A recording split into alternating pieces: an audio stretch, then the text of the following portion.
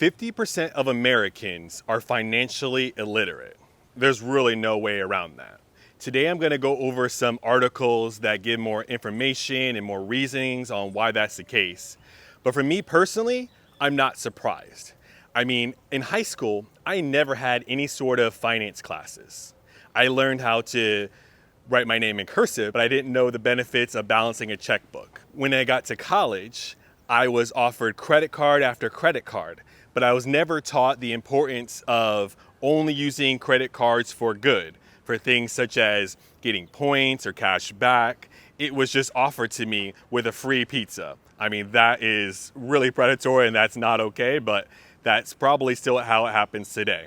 And really, I've had not a lot of really strong financial mentors who have their houses, their cars, maybe even a boat to really look out for me and give me good, valuable advice on what to do with my finances, how to invest, any of that kind of stuff.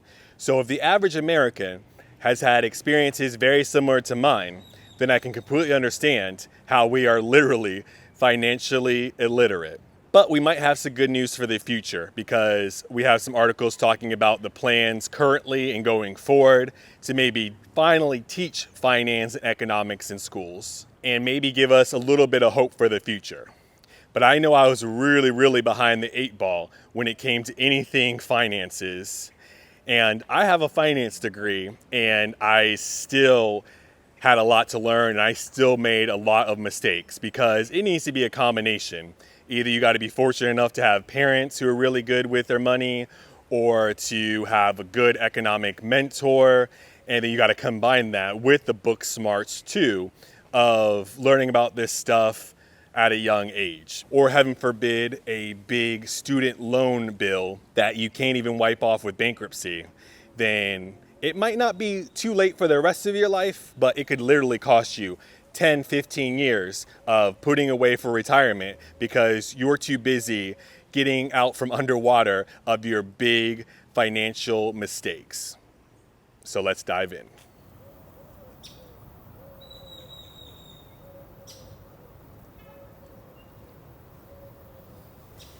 Our first article is from the World Economic Forum, weforum.org. As always, all of my articles listed, at least the headlines, are down in the description below. So you can read the whole thing. We'll just go over the highlights and how it pertains to what we're talking about today. So this article is titled, "Can you answer these 3 questions about your finances?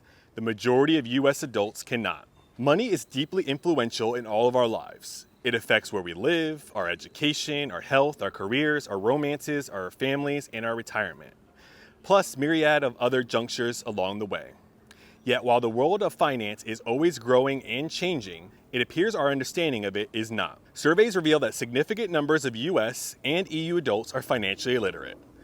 We're not going to talk about EU, we'll just keep on the USA for this discussion. Financial literacy in the US.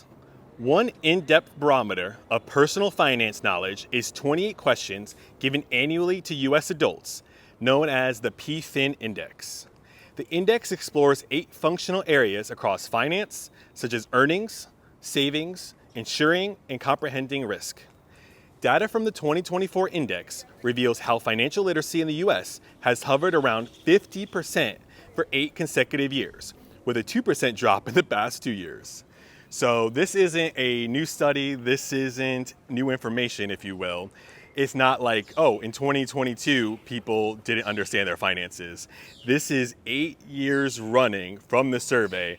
Only 50% of the people surveyed were financially literate. So that's great.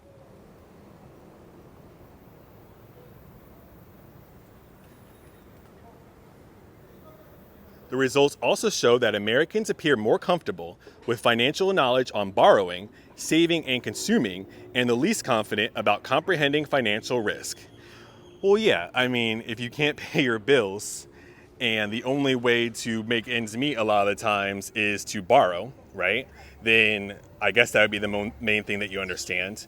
If the average American's biggest investment that they're ever going to make in their life is around their house, then yeah, I mean, you got to borrow money for that, right? I mean, how many of you out there have paid for your house completely in cash? because I haven't heard of really that happening, especially with the houses the way they are now as far as the prices go. So we know how to borrow, but we just don't know about risk. Yeah, and that's probably, I mean, that is what happened, right? In 2008 great financial crisis is they understood that they needed to borrow money to afford the house, but they just didn't understand how adjustable rate mortgages go. Nowadays, with the programs of 0% down mortgages, you understand that you're going to have to borrow money for a house, but the average person probably doesn't understand it's not getting in the house, it's keeping the house.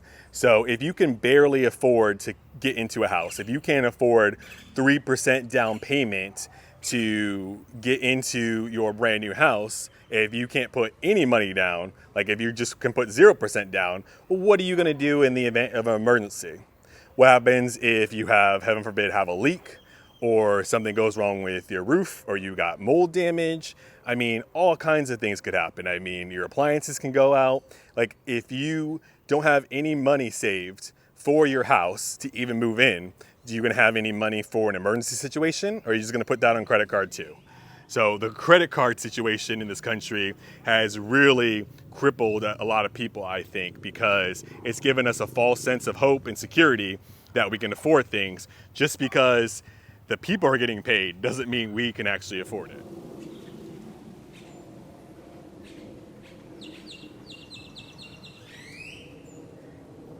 To better understand Americans' financial literacy, Professor Lusardi and Professor Mitchell designed 3 multiple choice questions known as the Big Three. You can test yourself on these below and find out the answers here. So, like I said, the article is linked down below, so you can test this for yourself. You can pause it after each question and then go check the answers to see if you get it right.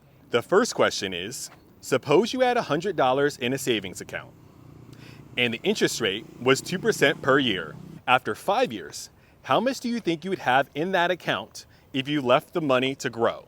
Second question, imagine that the interest rate on your savings account was 1% per year and inflation was 2% per year. After 1 year, with the money in this account, would you be able to buy ...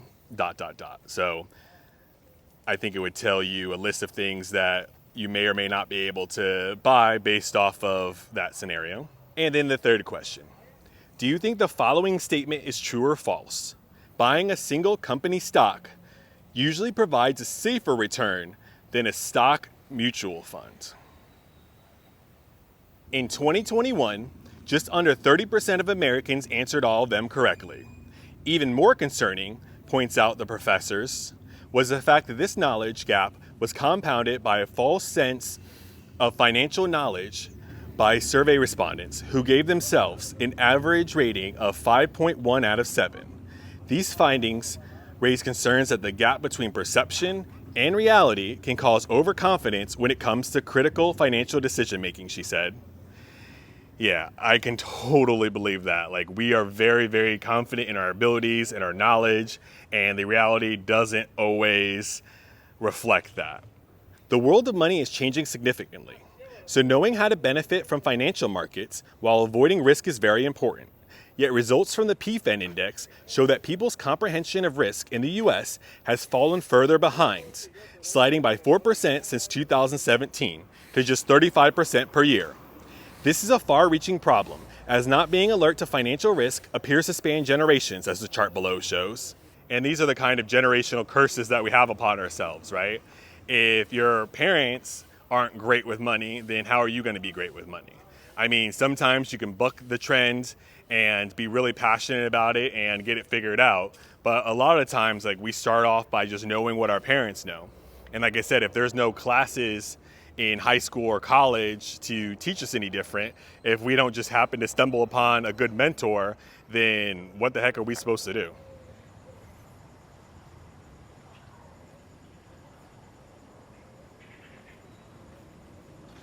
The article says that being able to navigate risk is crucial, especially as we live through one of the most dynamic chapters in the history of finance. Around 1 billion people could be using cryptocurrencies by 2028, and revenues in the fintech industry would grow almost 3 times faster between now and 2028 than those in the traditional banking sector, according to McKinsey. The state of retirement fluency. The global economy is also struggling, which directly impacts inflation levels and therefore risk for the general population. This year is expected to be another tough year with sluggish global growth, says Gutierrez, the Secretary General of the United Nations, in the latest World Economic Situation and Prospects 2024 report. And people are living longer than ever, which means the traditional retirement plan for nearly 2 billion people may need adjusting. By 2050, the proportion of the world's population over 60 years old will reach 22%, according to the World Health Organization. For this reason, the PFEN index included 5 questions specifically aimed at retirement fluency in the US for the first time this year. Yeah, everybody's pro-science and pro-medicine until you outlive your savings, right? How to be financially savvy. All right, finally some advice, some potential good news. Like any learning, understanding the ins and outs of mortgages, investments, risk profiles, and other financial options takes time. But there are ways for people to develop their own financial toolkits. The PFEN Index recommends financial education in primary and secondary schools. Can you just imagine how much further along we'd be if we start learning about this stuff, at least in middle school? Wow. Denmark already has mandatory financial education for students aged 13 to 15. Yeah, must be nice. Covering budgeting, saving, banking, consumer rights, and more, while the UK has incorporated it into its national curriculum. Come on, we want to be just like the UK in every other standpoint, right? I mean, that's the country we left, even though we still want to be like them. Let's follow their economic curriculum here.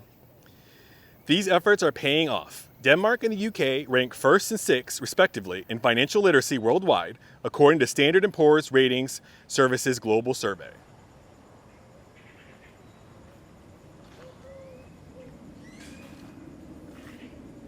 The next article is apparently from someone who really has their stuff together, because it's on nasdaq.com, but it's another Go Banking Rates survey. So this article is titled, "I'm a Wealthy Millennial.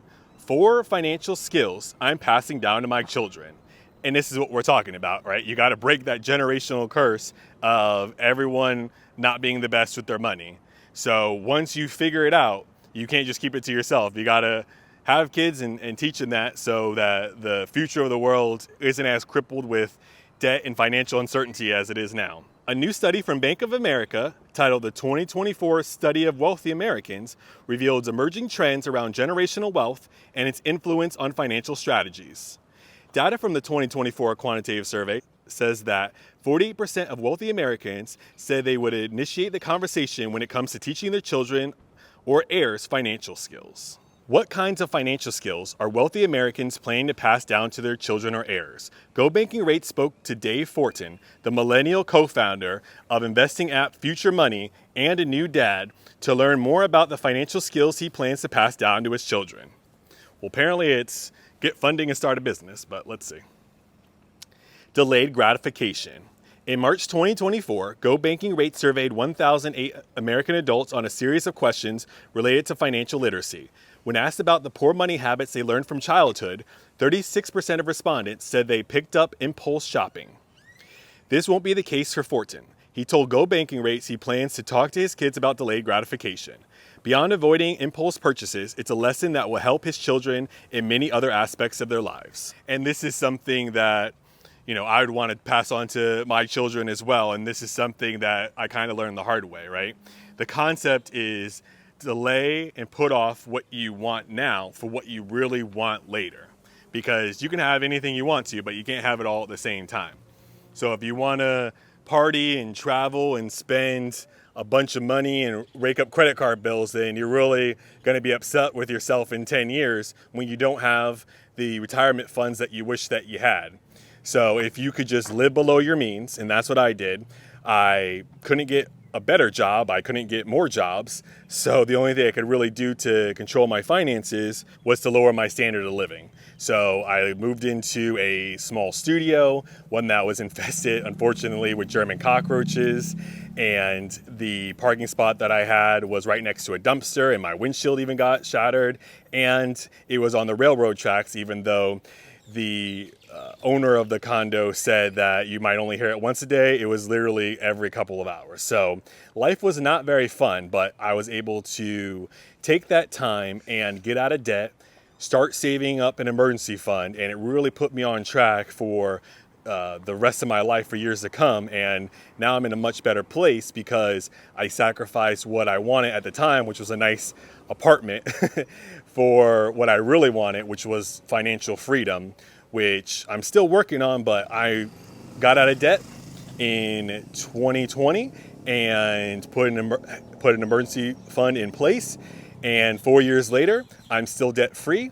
I still have emergency fund, but now I also took it to the next step and have at least a plan and a structure around my retirement accounts. But none of that would have happened if I didn't practice delayed gratification. And I 100% believe that is a key important thing to do when you're trying to get your finances in order. By using the language of money, you can show your kids the advantages of saving today for something in the future and how your money can grow. Absolutely. Goal setting. Another skill Fortin plans to teach his children is how to set goals, which he considers to be important in money and in life.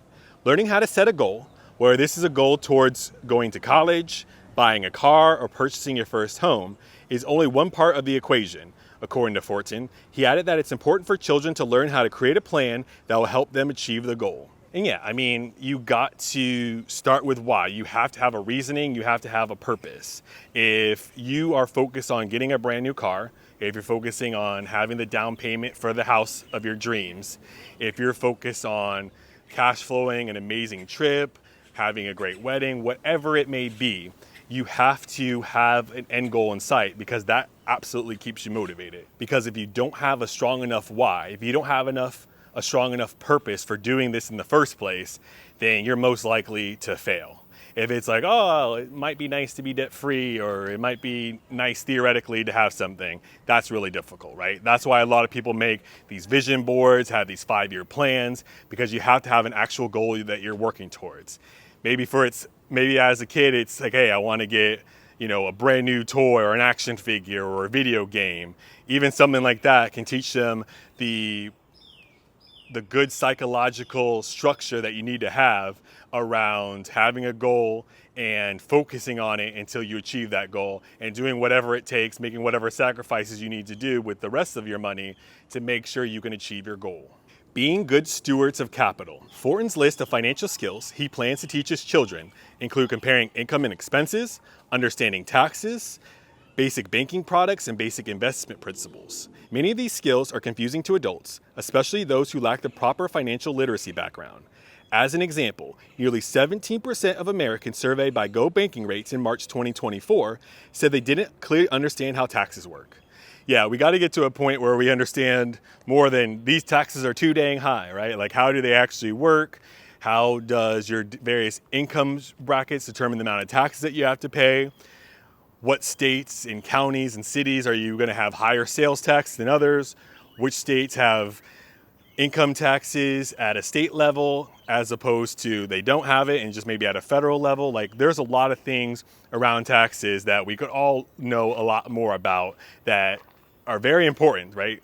Unfortunately, money makes this world go round, and we have to understand our finances and take it upon ourselves, because if we don't know it, how can we pass that on to our children or our brothers or sisters or family members, anyone in the next generation, if we don't understand it well enough ourselves? In a wealthy family, Fortin said it's particularly important to teach children to be good stewards of capital. This means clearly acknowledging how to manage, use, and protect wealth so it fulfills the current generation's needs as well as the next generation.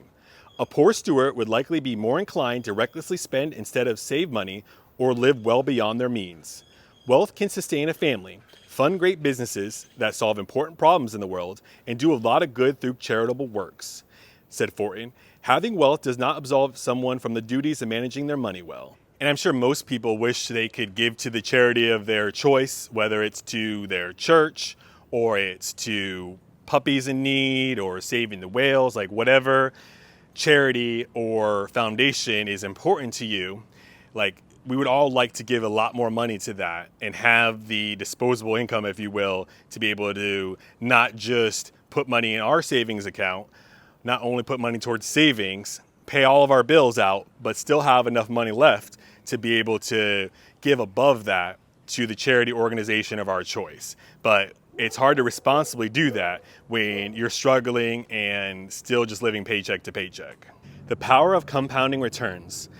Out of all the financial skills Fortin plans to impart on his children, the power of compounding returns over time is a skill he considers to be the most impactful lesson for his children. However, many parents fail to teach it. Nearly 30% of Americans surveyed by Go Banking Rates said they never learned how to invest growing up. That actually sounds a bit low. I would think that less people would know how to invest growing up. 15% also cited a lack of investing as a poor money habit they worried they might pass down to their children. Wealthy parents that are investing for their children are recommended by Fortin to show them what they are doing. As you show them how to invest, Fortin said, parents can use this time to get children excited and engaged about saving and investing and what their future has in store for them. It's Fortin's hope that by discussing these financial skills, delayed gratification, goal setting, and being a good steward of capital and the power of compounding returns, that he's able to spark their curiosity about money. Ideally, this spark would allow them to get engaged and develop their financial literacy early. By better understanding the value of money, they can make informed financial decisions and manage their future wealth appropriately and responsibly. I have one more survey for you today, and it's from the Council for Economic Education. And it says every 2 years, they conduct a comprehensive look into the state of K through 12 economic and financial education in the United States, collecting data from all 50 states and the District of Columbia. The biennial survey of the states serves as an important benchmark for progress in K-12 economic and financial education, revealing both how far we've come as a country and how far we still have to go. It's been a banner 2 years for young people's financial knowledge and futures, requiring all high schools to teach principles of personal finance and economics and all students to study it, build equity, knowledge, and possibility. Putting life-essential financial knowledge into the hands of more and more kids is cause for celebration, says Nan J. Morrison, CEE President and CEO. And then some of the high-level metrics are 28 states require students to take a course in economics to graduate. 35 states require students to take a course in personal finance to graduate. I mean, those are two great things, right? I mean, like I said, I never had a course in finance in high school or college, and if more and more states are adopting the importance of teaching finance and economics in schools, that's huge. In the 2 years since the survey of the states was last published, we have seen a growing recognition of the importance of equity and access to these subjects. Access starts with ensuring that states have a requirement for all students. It also means ensuring that content and resources are designed to be relevant to students from a variety of backgrounds and lived experiences. While there is a general agreement on what should be taught, there is a greater acknowledgement that how content is taught can vary for different populations. Let's at least start the conversation, right? It might not be perfect at first, but let's at least teach these kids something so they have some kind of basis going into adulthood about how to be good with their money. Personal finance education has become a popular cause. In a 2022 poll conducted by the National Endowment for Financial Education, 88% of U.S. adults agreed that their state should require a personal finance course for high school graduation. 8 in 10 respondents said they wish they had been required to take at least one semester of personal finance to graduate from high school. State legislators throughout the country have passed requirements for all students to take one semester of personal finance to graduate from high school, our gold standard. Additionally, some states have increased the availability of these courses to students without instituting a semester course. Montana now requires students to take either personal finance or economics, and Oregon requires students to take personal finance or financial algebra. This will still increase the number of students in those states who take the course as a positive step. Robert Rubin, the former United States Secretary of the Treasury, says economics is about choices, about costs and opportunities. Teaching our students the basics of economics and personal finance helps them make more thoughtful choices. The more individuals who make better choices, the greater the probability that we will have a resilient economy and a more effective political system. So currently, and recently, 50% of Americans are financially illiterate. It's just the way it is. But is there a way going forward to change that? I believe that if more states and more schools accept the responsibility of teaching students finances, economics at middle school level, and then continue to make them take classes throughout high school, then by the time they get to college, when most students and most kids first have to make difficult financial decisions, they'll have a baseline. So even if they don't have that information at home, even if they don't have the information from a mentor, at least they won't blindly sign up for credit cards. At least they won't blindly get loans that they can't repay. And I think this is really a step in the right direction for the future. But what do you think? Do you think we have any hope or any chance of increasing our financial literacy in this country?